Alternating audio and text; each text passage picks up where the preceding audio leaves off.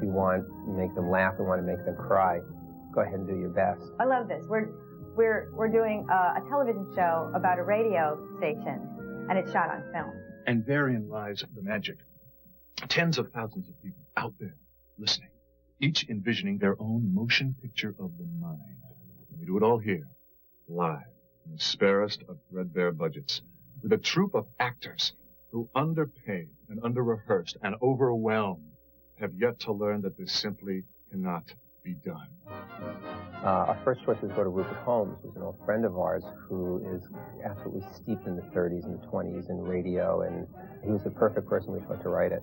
I find it almost like working with a small theater company and learn their tricks and their best techniques. And it's really gives you all the same rewards you get out of writing for theater, for Broadway, but sort of every week it's new again.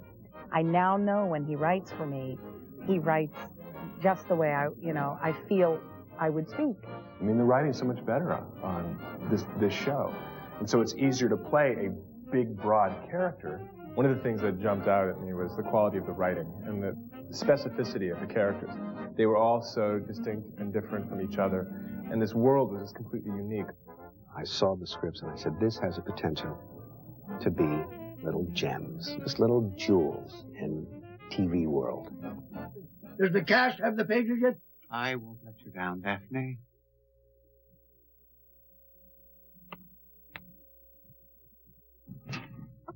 Oh, look, a mailman passing by. Isn't that quaint? Oh, Daphne, have I ever told you that it's wasteful to throw out your old potato peels? My darling. Philip, you're having one of your attacks. Yes, I don't know what I'm saying, or what I'm doing. Let's listen to the river.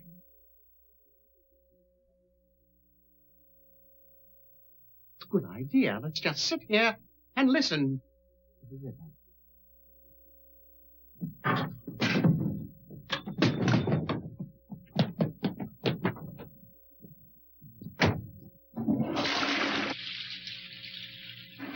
Well, listen to that river.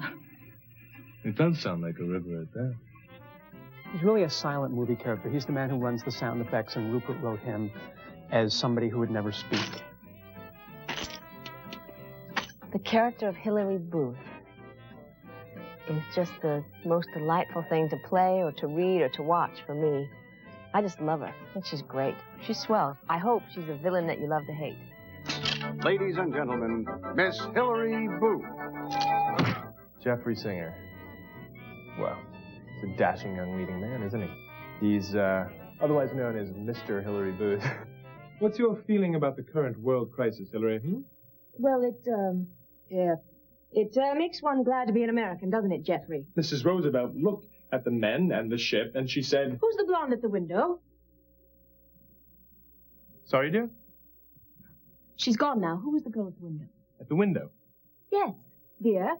A bit common-looking, but she was waving to you like she knew you. You mean in the conservatory window, darling? I mean right over there, pumpkin.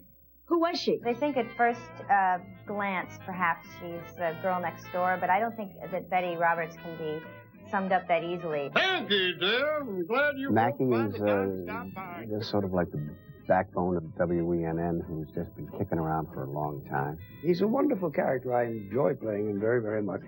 He's simple. He's smart when he has to be. It's a really fun guy. Everybody says, oh, God, he's so sleazy. I said, no, he's not. He really wants to save the station. Don't you understand? 1939 is like the best possible period, you know, any costume designer could want to work in. I think they're wonderful. Costumes, hair, and makeup on this are just outstanding. I don't know what we'd do without them. And then they just sort of take us back in time. It's something, you know, that makes you feel good when you watch it, makes you laugh, makes you cry, and I think that's the biggest challenge in doing anything. These are sweet. They're just sweet little shows, and it's not like other shows that I have done. AMC's original series, Remember When. Comedy is on the air, next, only on AMC.